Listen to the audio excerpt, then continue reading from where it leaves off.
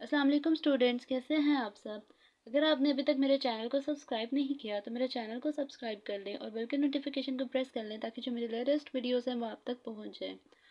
तो जो हमारी प्रीवियस वीडियो थी वो थी जी, मैंने फैक्टराइजेशन बताई कि क्लास नाइन्थ में फैक्टराइजेशन का जो चैप्टर है, चैप्टर नंबर 5, उसमें जो डेफिनेशन है फैक्टराइजेशन की उसको मैंने एक्सप्लेन किया। होपफुली आपको वो मेरी वीडियो अच्छी लगी होगी और आपको उसमें से समझ आई होगी।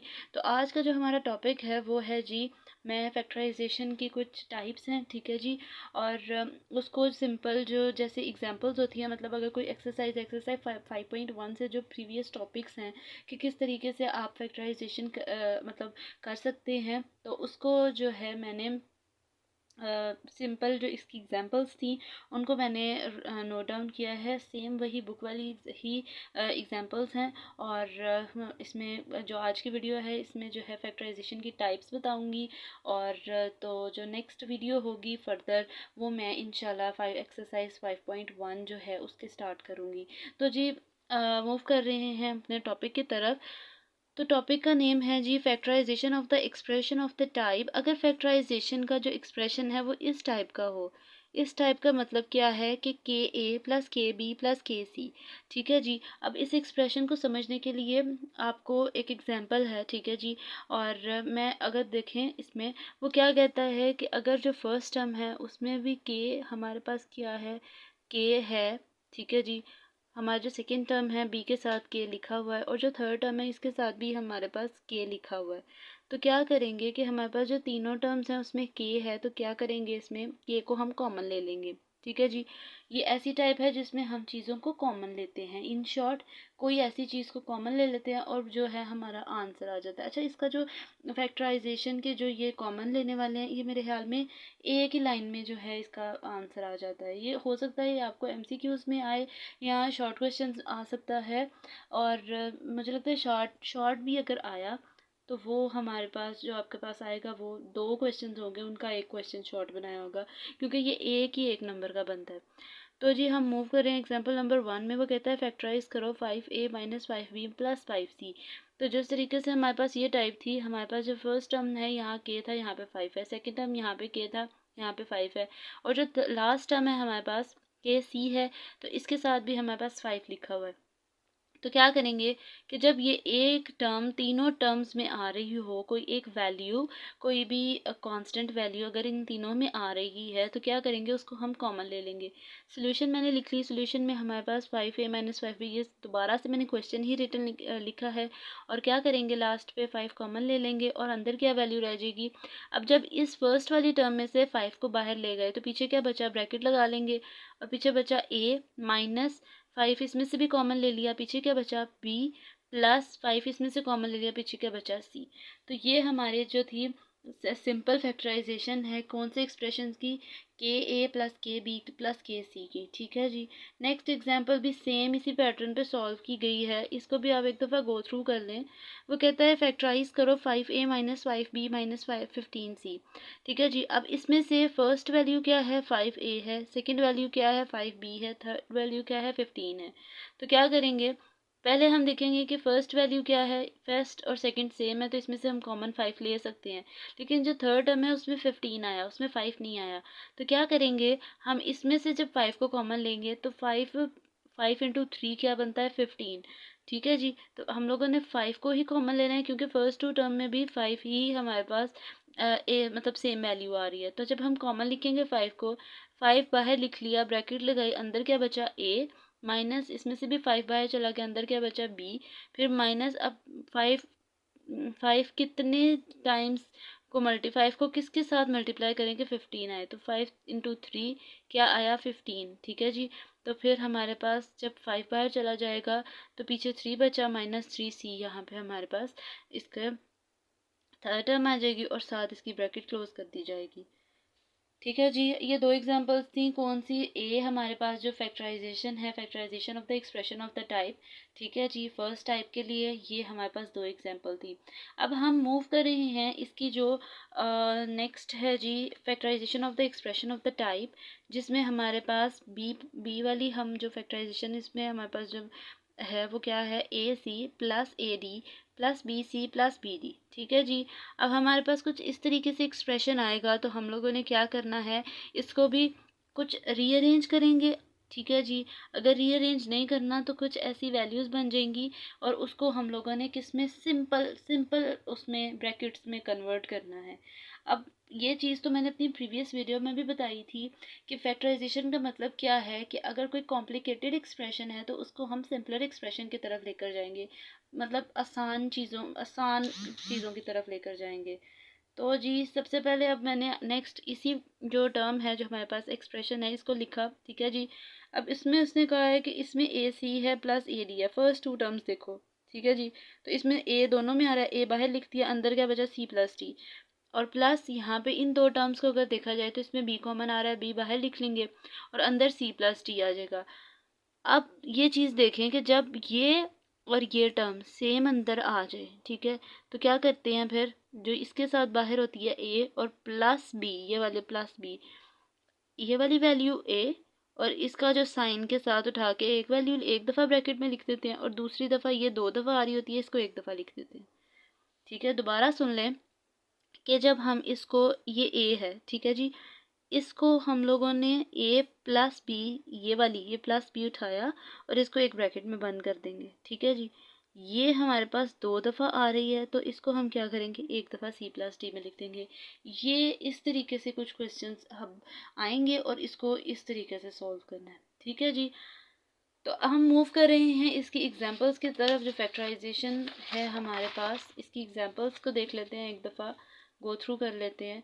अब जो एग्जांपल नंबर 1 है उसमें वो क्या कह रहा है कि फैक्टराइज करो 3x minus 3a plus X Y minus A Y.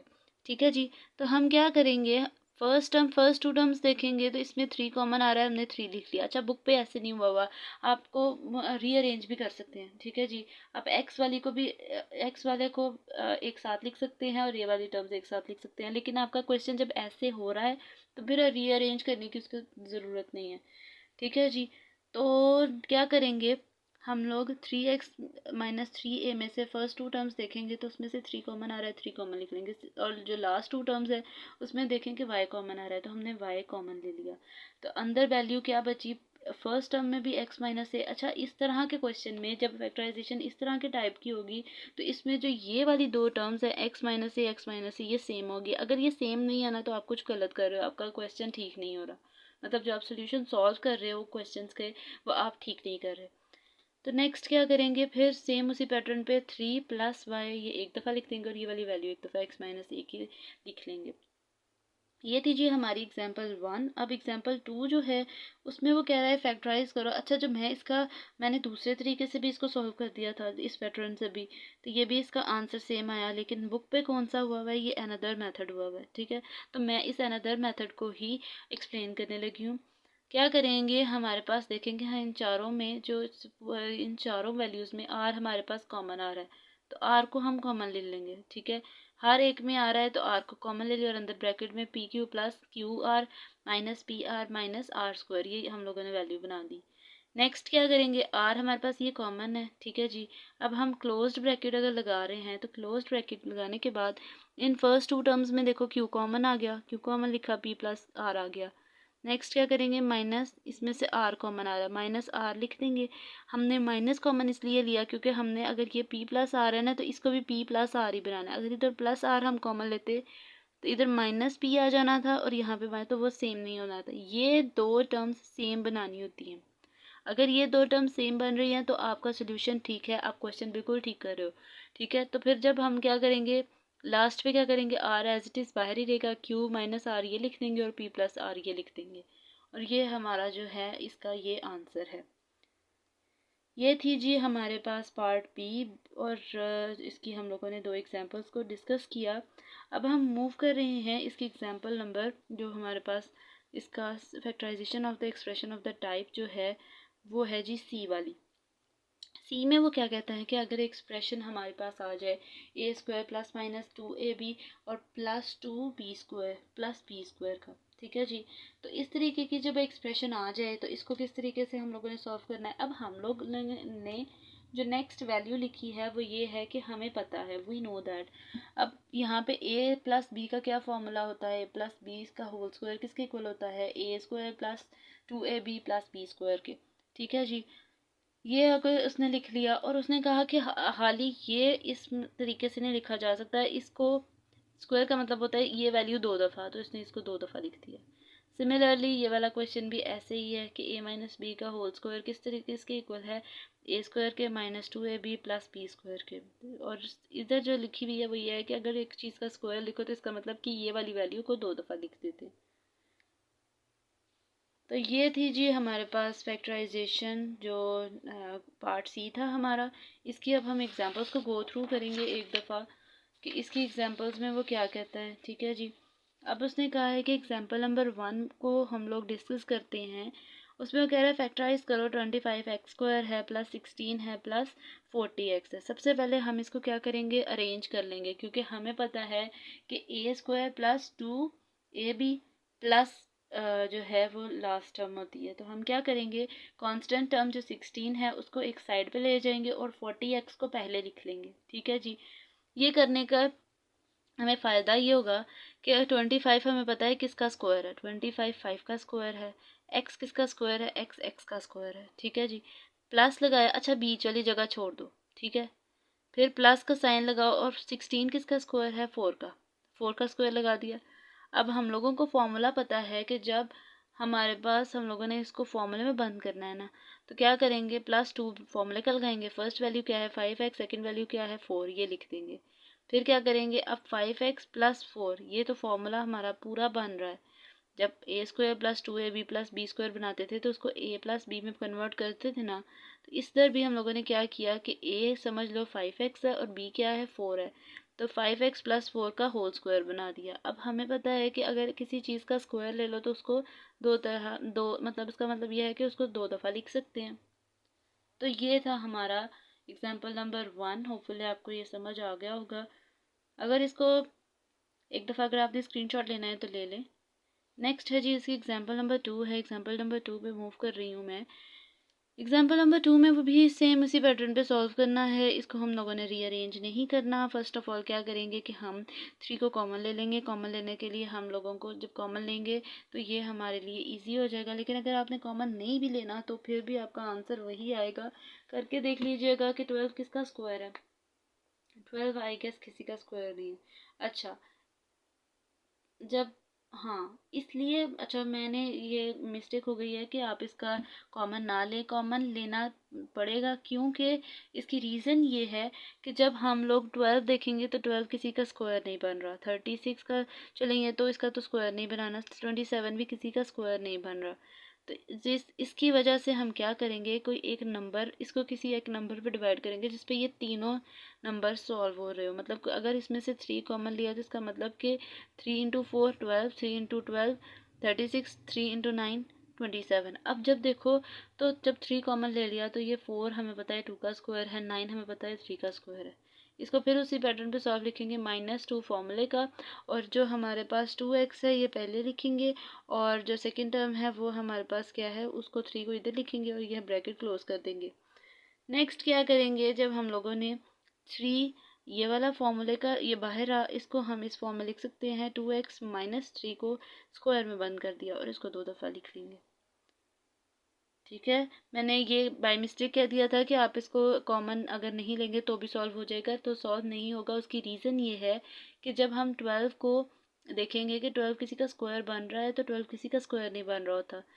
तो इसकी वजह से फिर हम क्या करेंगे, किसी ऐसे नंबर से इसमें से हम कोई एक नंबर कॉमन लेंगे। ठीक है, कोई एक ऐसा नंबर कॉमन लेंगे जिसके टेबल में ये सारे नंबर्स आ रहे हो। मतलब ये है कि इसको प्रॉपरली डिवाइड कर रहे हो, इन तीनों को जो नंबर प्रॉपरली डिवाइड कर रहा होगा उसको कॉमन ले लेंगे, और अंदर फिर 3 इंटू 4 12, 3 इंटू 12 36, 3 इंटू 9 27।